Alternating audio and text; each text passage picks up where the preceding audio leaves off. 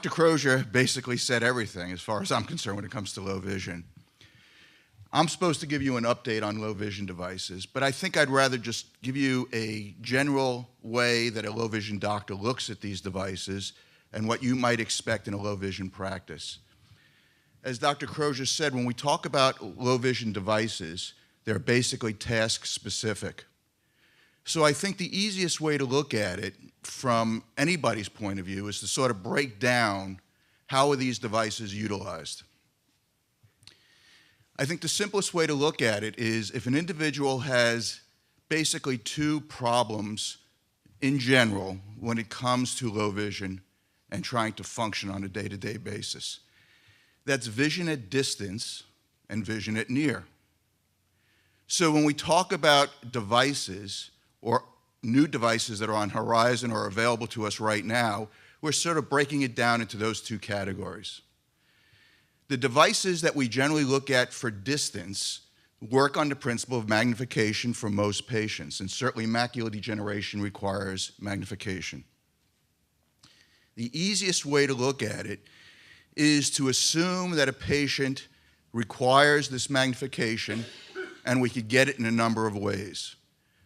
By sitting closer to a TV, for instance, if that's the specific problem that the person might have, that's the easiest way to solve the problem.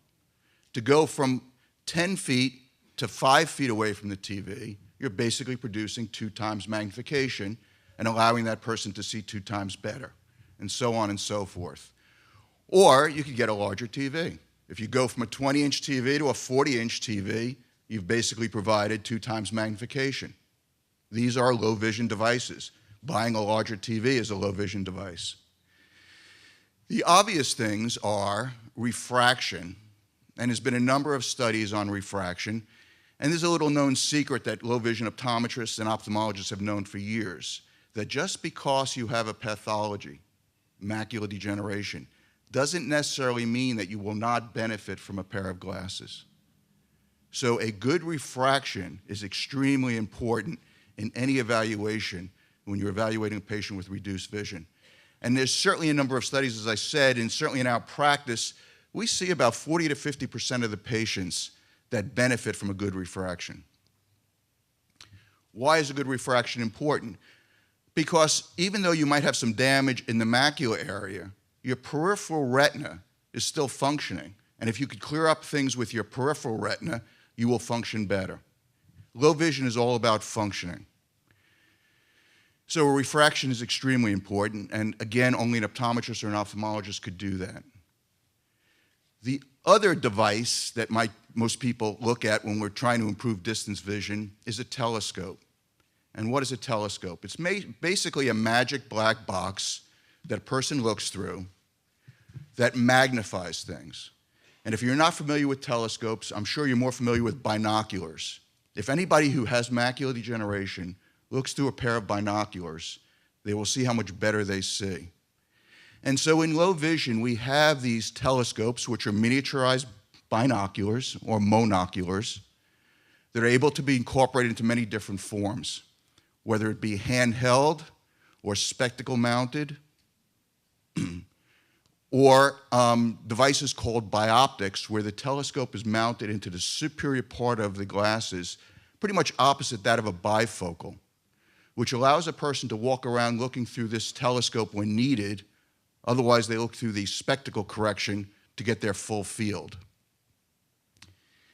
I don't want to start any controversy here, but there are a number of states that allow people who are visually impaired to drive with bioptic telescopes. Unfortunately, Pennsylvania is not one of those states. But New York, New Jersey, Delaware, Maryland, all the surrounding states do allow people who are visually impaired to try to obtain a license with the use of a bioptic.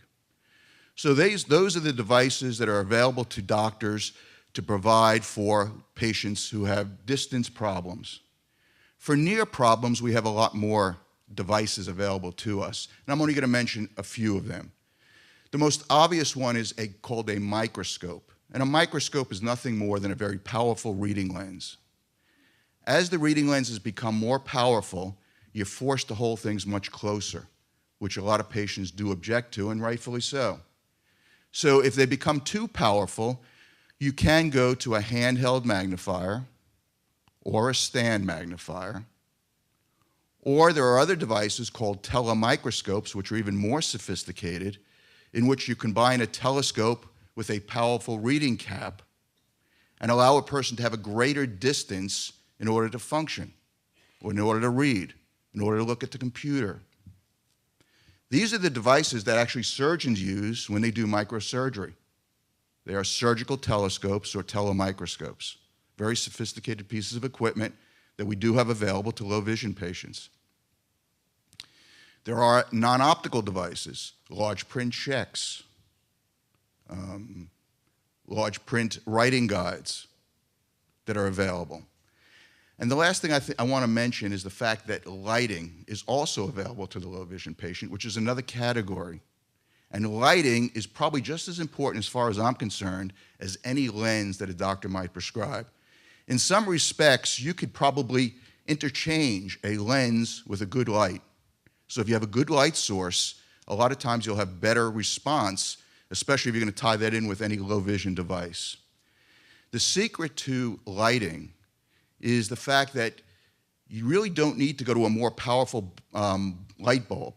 If you're using a 60 or 75 watt light bulb, that's fine.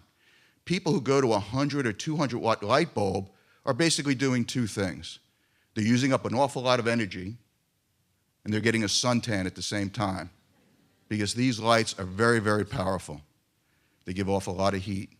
So you're better off using a lower powered wattage bulb, an incandescent bulb, or there's a new bulb called an OTT bulb, OTT, or a microsun bulb, which does provide good lighting without a lot of heat. And the secret to lighting, as I said before, is the fact that if you bring the light closer to an object that you're trying to read, you'll see tremendously better. Bring it half the distance will quadruple the amount of illumination that falls on that source. All right. There's one other bulb that will be coming out soon. I guess it's out, but it's very expensive, and that's an LED bulb. And that's a bulb you might want to consider in the future as well. As far as new products are concerned, as far as I'm concerned, there have been major breakthroughs in the field of low vision. There have been devices that are very, very unique. But for the most part, whenever you hear about new devices now, it's basically just redesigning things that already exist. And sometimes it's a lot better. And one of the things that are out now that people are talking about are the electronic magnifiers. And that's basically a magnifier that's digitalized so that you have a little screen on the magnifier, and you can provide various amounts of magnification with this device, and you're able to read with that device. All right?